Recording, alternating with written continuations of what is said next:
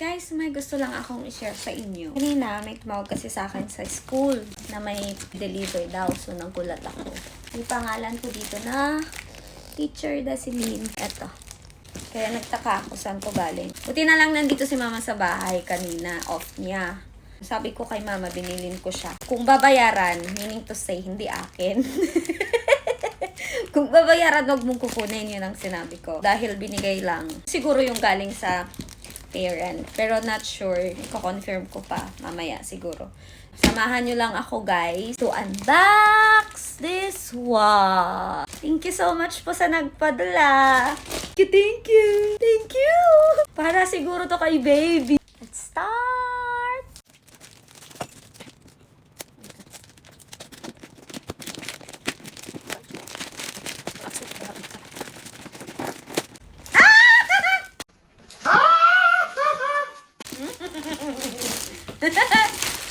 Ang ganda.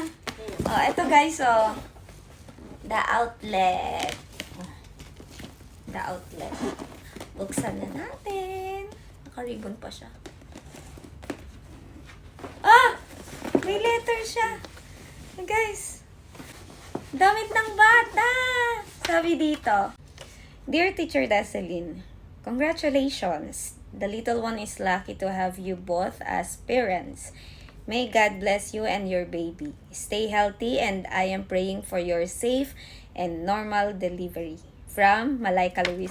Yung estudyante ko dati. Pa rin talaga nagbabago yung bata. Ang sweet-sweet niya pa rin. Promise. Thank you. You're still one of my sweetest students.